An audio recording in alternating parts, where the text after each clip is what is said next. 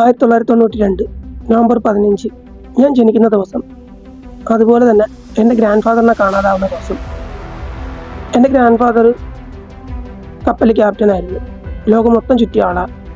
ഒരുപാട് പ്രതിസന്ധികൾ നേരിട്ട ഒരു വ്യക്തിയായിരുന്നു. പക്ഷേ അന്നത്തെ ആ പോക്കിൽ ബർമുഡ ട്രയാങ്കിൾ എന്ന് പറയുന്ന ഡെവിസ് ട്രയാങ്കിളിൽ വെച്ച് അവരുടെ ക്രൂവിനെ കപ്പലിനെയും കാണാതാവുന്നു. നീണ്ട 10 വർഷം കഴിഞ്ഞിട്ടാണ് എൻ്റെ ഗ്രാൻഡ് ഫാദർ തിരിച്ചു വരുന്നത്. അപ്പോഴത്തേക്ക് എനിക്ക് 10 വയസ്സുണ്ട്. പക്ഷെ തിരിച്ചു വന്ന ഗ്രാൻഡ് ഫാദർ ആരും കൂടെ അധികം മിണ്ടത്തില്ലായിരുന്നു. അങ്ങനെ മുന്നോട്ട് ഒരുപാട് വർഷങ്ങൾ പോയി. എപ്പോഴും ഒരു റൂമിൽ എന്തൊക്കെ എഴുതിയും വരച്ചും കുറിച്ചും അങ്ങനെയൊക്കെ ആയിരുന്നു.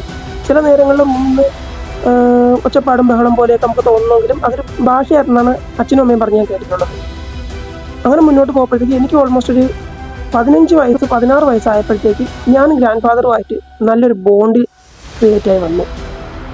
അവിടെ നിന്നായിരുന്നു എൻ്റെ ലൈഫിലെ മാറ്റങ്ങൾ തുടങ്ങുന്നത്. ഗ്രാൻഡ് ഫാദറിൻ്റെ കയ്യിലൊരു ബുക്ക് ഉണ്ടായിരുന്നു. പലപ്പോഴായിട്ട് ആ ബുക്ക് എനിക്ക് കാണിച്ചു തന്നിട്ടുണ്ട്. അതിലെ സ്റ്റോറികൾ പറഞ്ഞിട്ടുണ്ട്. അതിൽ കൂടുതൽ സ്റ്റോറികൾ നിങ്ങൾക്ക് മനസ്സിലാവാൻ പറ്റാത്തൊരു കാര്യമുണ്ട്, അല്ലെങ്കിൽ ചിലർക്ക് മാത്രം മനസ്സിലാവുന്ന ഒരു കാര്യമാണ് ഏലിയൻസ്, അന്യഗ്രഹ ജീവികൾ. ഗ്രാൻഡ് ഫാദറിൻ്റെ സ്റ്റോറികളിൽ നിന്ന് ഞാനൊരു കാര്യം മനസ്സിലാക്കി. ഗ്രാൻഡ് ഫാദർ പറയുന്നതെല്ലാം ശരിക്കുള്ള കാര്യങ്ങളാണ്, നടന്നതാണ്. ഗ്രാൻഡ് ഫാദർ ഞാനുമായിട്ട് നല്ലൊരു ബോണ്ട് ക്രിയേറ്റായി. അതോടെ ഗ്രാൻഡ് ഫാദർ കാണാതെ പോയ കാലം തൊട്ട് തിരിച്ചു വരുന്നതിനുള്ള കഥകളെല്ലാം എനിക്ക് പറഞ്ഞു തന്നു.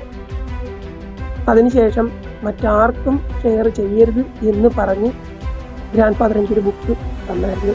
ഗ്രാൻഡ് ഫാദറിൻ്റെ കൈ കൊണ്ട് എഴുതിയ ആ ബുക്കിലുള്ള കുറച്ച് രൂപങ്ങൾ, സിംബൽസ്, അത് എൻ്റെ കയ്യിലും ഞാൻ കണ്ടിട്ടുണ്ട്. ഗ്രാൻഡ് ഫാദർ തിരിച്ചു വന്ന സമയത്ത് ഒരുപാട് വഴക്കും ബഹളവും ഉണ്ടാക്കിയിട്ടാണെങ്കിലും എന്നെ കൊണ്ടുപോയി എൻ്റെ കയ്യിൽ പച്ച കുത്തിട്ടുണ്ടായിരുന്നു കുറച്ച് കാര്യങ്ങൾ. അന്നതിൻ്റെ പേരിൽ ഒരുപാട് ഗ്രാൻഡ് ഫാദർ വഴക്ക് കേട്ടായിരുന്നു. പക്ഷേ ആ ബുക്കിലുള്ള രൂപങ്ങളും അതിലുള്ള എഴുത്തും കഥകളും എൻ്റെ കയ്യിലെ രൂപങ്ങളും വെച്ച് എനിക്ക് മാത്രം കണ്ടുപിടിക്കാൻ പറ്റുന്ന, എനിക്ക് മാത്രം എത്തിപ്പെടാൻ പറ്റുന്ന ഒരു സ്ഥലമുണ്ടെന്ന് എനിക്ക് മനസ്സിലായി. അങ്ങോട്ടാണ് ഇനി നമ്മുടെ യാത്ര, എൻ്റെ കഥകളിലൂടെ അല്ലെങ്കിൽ എൻ്റെ യാത്രയിലൂടെ.